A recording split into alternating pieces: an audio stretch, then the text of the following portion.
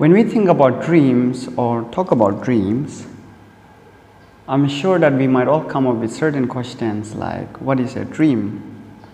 When do we dream? Or how do we dream? Or why do we dream? So as we talk about dreams, let us try to answer to these questions. To understand and know dreams, it is highly necessary to also know about sleep, because sleep and dreams are two inseparable things. If you get a good sleep, then you dream dreams. And if you dream dreams, it's because you get a good sleep. So if you have still not watched the previous video that I made on the importance of sleep, please go and watch the video as well, so that you get a better understanding about sleep. Before we talk about dreams, let us briefly go through sleep. There are basically two types of sleep. The first sleep is NREM sleep, non-rapid eye movement sleep, and the second sleep is REM sleep, REM sleep, rapid eye movement sleep. So in NREM sleep, our mind and body is at its deepest resting state. So our body is completely relaxed and not much activities take place in this state of sleep. So the second sleep, rapid eye movement sleep, is a state where we dream dreams. So roughly speaking, it happens from midnight till morning. So until the time you get up, that is the time mostly where you dream dreams. And if you think about it, I'm sure that we might all have an experience that we dream dreams between those hours. So that's about REM sleep. There is 0 to 20% chance of getting dreams in NREM sleep, and the rest 80% in REM sleep. So which shows that we usually dream dreams in REM sleep. Now let's try to understand dreams. Dreams came along with coming of REM sleep. Intrinsically, this is how it all started. Homo erectus were the first upright animals who could walk around, who could run around. So they were the first. And Homo erectus were also the one who slept on a tree to protect themselves from dangerous wild animals, and also to keep themselves safe from blood-sucking insects.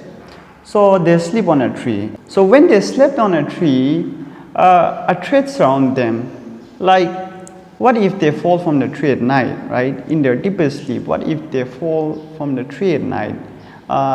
It either leads them to death or to some really serious injury.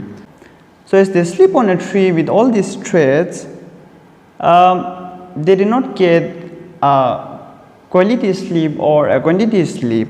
Then later, Homo erectus learned how to make fire. So getting to learn how to make fire was a big solution to many of the problems.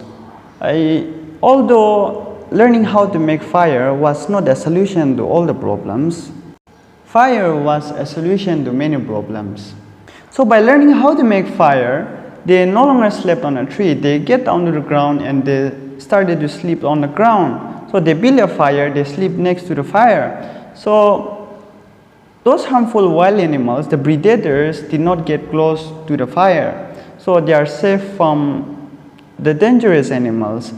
And also the smoke produced by the fire also protect them from the blood-sucking insects, which further led them to get a quality and a quantity sleep. So that's how REM sleep emerged. Now let's talk about how different people from different centuries considered dream as.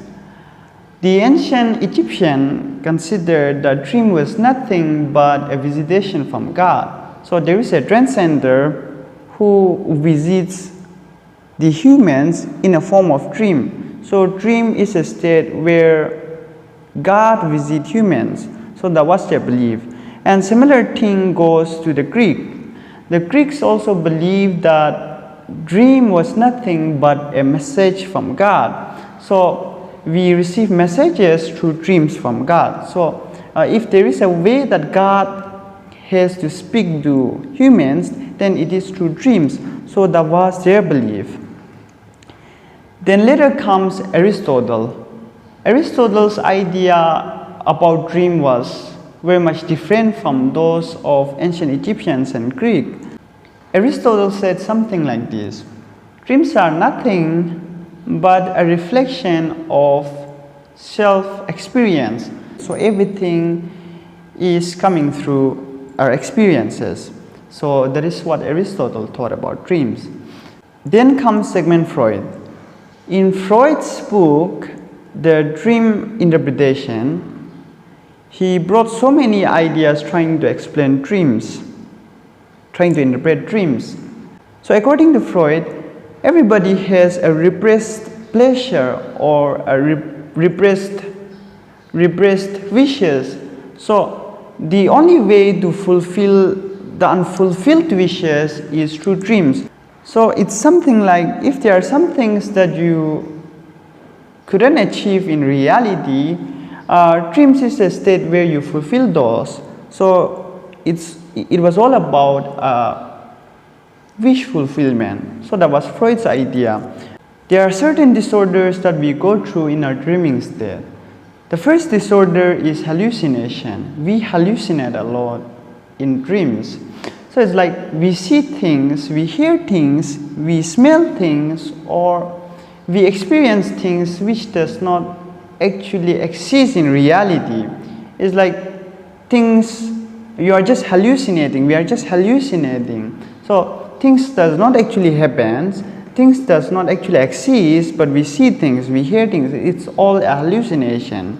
The second disorder that we go through is delusion. We become delusional. We get deluded by the things that we see, and which is not true. We are serious in our dream. Everything feels real. Everything seems real in our dream. So we are easily deceived and get deluded by our dreams. So that is the second disorder that we go through. So the third disorder that we go through is disoriented. We become very much disoriented. It's like there are lots of confusions in our dream. Nothing seems to be in order in our dreams. So we see things which we never expect to see. We hear things which we never wish to hear, or we experience things which we never expect it to be. So there is that level of confusion in our dreams. The fourth disorder that we go through is amnesia. We suffer from amnesia. It's like we dream dreams, we have experienced dreams, but when you get up into consciousness, you don't remember most of the things that you have dreamed about, or most of the time we don't remember it at all. So there is that memory loss, there is that forgetfulness in the state of dreaming, right? We dream dreams and usually we don't remember what we have dreamt about. So those are some of the disorders that we go through. Now talking about some parts of the brain which are responsible for our dreams. So the first one is the visual spatial region, which is located at the back of our brain. So that part of the brain is responsible for our visual perception. So it's like when you dream dreams, when we dream dreams, we see things. It's like you are sitting at the back of the room and just in front of you there is a screen displayed where you are the witness, where it's like you are watching a movie. So that kind of visual perception that you have in dreams is because of this part of your brain. So the second comes motor cortex. So our motor activities are not active in NREM sleep. Our motor activity slowly activates as we enter REM sleep. So in REM sleep, our motor activities are active. So let's put an instance here. When you are in a very desperate situation, or when you are in a very fearful, scary situation, you are trying to run away from something or from somebody in your dreams, then even in reality, your body movement occurs, right? Your hand stretches out, your leg moves, your heart beats faster, and your other body parts moves. So all the motor functioning is active in REM state. So that is why this motor cortex is responsible for your body movement, for your motor functioning. The third is hippocampus. Hippocampus is a part of a brain that holds your autobiographic memory. So anything that happens in dreams comes out of this memory. I mean, every experience that you have is stored in this autobiographic memory. And so when you dream dreams, everything seems familiar. It's like you never dream about somebody you do not know at all. It's like most of the time you dream dreams about a person you know. It's like most of the times you dream dreams a situation where somehow you have experienced a similar kind of situation. So everything that is in your dream comes out of this autobiographic memory. So it's like a reflection. Dreams is more like a reflection of your autobiographic memory. So the fourth is amygdala and the ganglionic cortex. Let's put another instance here. When you dream dreams, you will either be very happy, very sad, very angry, very much disgusted, or very much embarrassed. So these are the only dreams that you will get in your dreams, or you'll be very much scared. So these are the dreams that you'll get. So which involves lots of emotion, right? You and I will be very much emotional in our dreams. In fact, our emotions are 30% more active in REM sleep than in our wakeful state. So in our dreams, we will be more emotional. We will be very much emotional. So which is because of these portions of the brain that regulates our emotion. That is the reason why we are so much emotional in our dreams. There is one question that I have not answered. That is, why do we dream dreams? Is there a good reason why do we dream dreams? Is there a good purpose of dreams? Then maybe I would not answer that. It leaves a room empty for you to answer for yourself. And by the way, I'm not trying to take you back to the time of ancient Egyptians and Greeks. But I personally think this way. There is a reason why we dream dreams. I, as a Christian, believe that God also speaks to us through dreams, and which I take it very seriously. And I do not believe in this blindly, because there are some dreams which I find that it does not come out of my autobiographic memory, which does not come out of my experience, which has never been a reflection to what I've experienced in reality. So there are some strange dreams that we get which is not explainable. There are some dreams that we cannot explain scientifically, which goes beyond logic. So there are dreams, there are certain experiences that I had which make me believe that dreams is also some kind of a state where God speaks to us, and I truly believe in that. There are three types of dream that I believe that exist. The first dream that we get is, it is nothing but a product of our mind.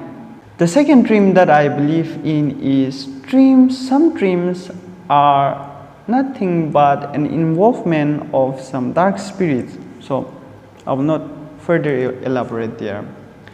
And then the third dream that I believe in is, similarly, it's a message from God. I believe that God truly speaks to us through dreams. And as I said earlier, there are some dreams that we cannot actually comprehend. There are some dreams that we cannot actually explain, but makes lots of meaning, gives out lots of sense. I, as a Christian, believe that God speaks to us through dreams, which I take it very seriously. So that's it for today. If you think that you have learned something from this video, please consider subscribing and share it with your friends, and we'll see you in the next video.